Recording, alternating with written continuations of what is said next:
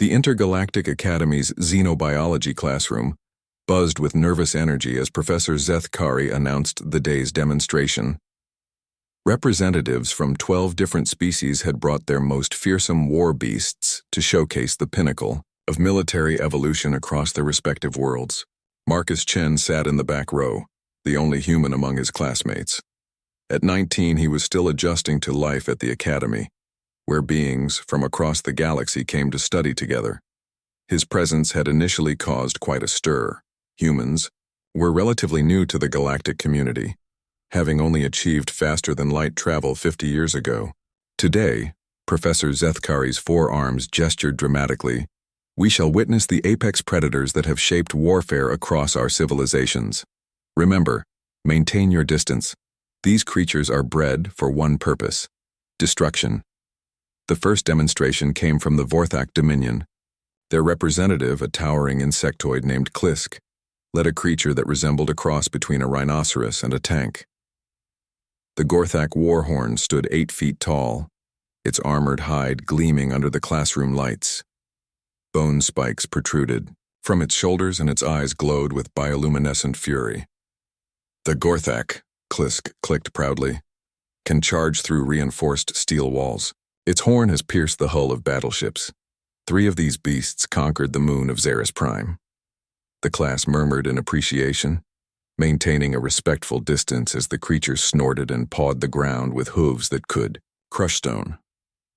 Next came the Ethereal Collective's contribution, a writhing mass of tentacles and teeth called a Void Strangler. It floated in a containment field, its translucent body pulsing with energy that could drain the life force from any living thing within 50 meters. Beautiful, whispered Naya, a Centaurian student sitting near Marcus. And absolutely terrifying. The demonstrations continued. The Draconic Empire presented their flame salamander, a creature that could survive in the vacuum of space and melt through ship hulls with its acidic saliva. The Hive Confederation showed their Swarm Queen, a beetle-like entity that could spawn thousands of warrior drones in minutes. Each creature was more intimidating than the last.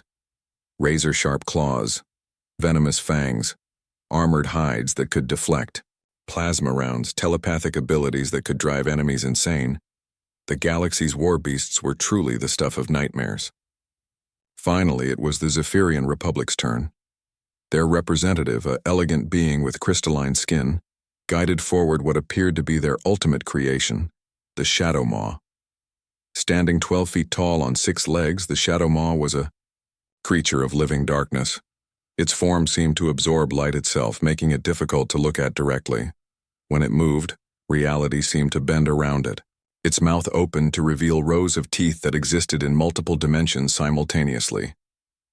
The Shadow Maw, the Zephyrian announced with pride, can phase through solid matter, manipulate space-time, and has never been defeated in battle. It is the perfect killing machine. The classroom fell silent. Even the other war beasts seemed to recoil from the Shadow Maw's presence.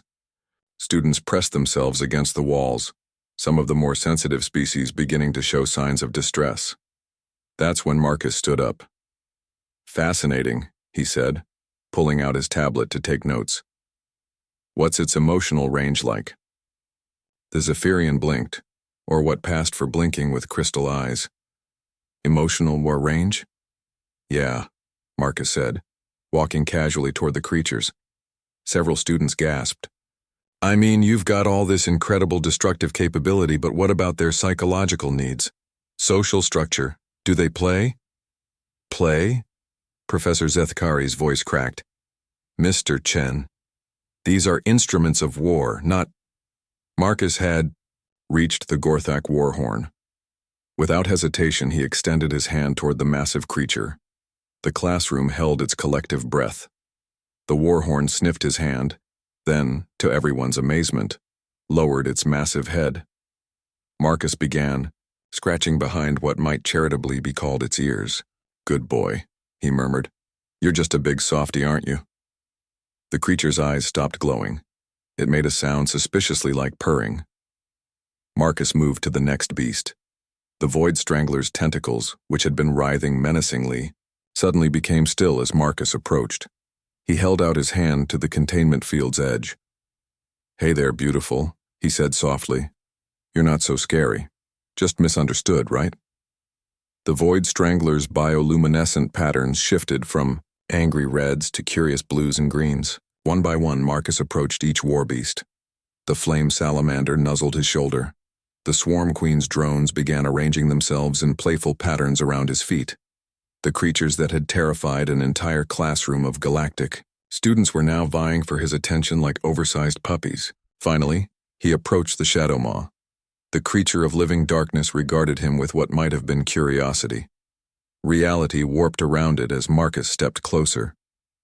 "You're the loneliest one, aren't you?" Marcus said quietly. "Hard to make friends when you exist partially outside normal space-time." He reached out his hand. For a moment nothing happened. Then slowly, the Shadow Maw extended something that might have been a limb from multiple dimensions. When it touched Marcus's hand, the room filled with a sound like cosmic wind chimes. The Shadow Maw's form stabilized, becoming less reality-bending, and more simply a very large, very strange-looking creature. It leaned into Marcus's touch with what could only be described as contentment. The classroom was dead silent. Professor Zethkari was the first to speak. How did you?" Marcus shrugged, still petting the dimensional apex predator. "Back! On Earth, we have a saying, there are no bad dogs, only bad owners. I guess the same applies to war beasts." He looked around at the stunned faces. "You've all created these amazing creatures for fighting, but you forgot they're still living beings with emotional needs." The Zephyrian representative stared at his supposedly unstoppable killing machine, now happily receiving belly rubs from a human teenager. "But they're engineered for warfare," Klisk protested weakly. "So were humans, technically," Marcus replied.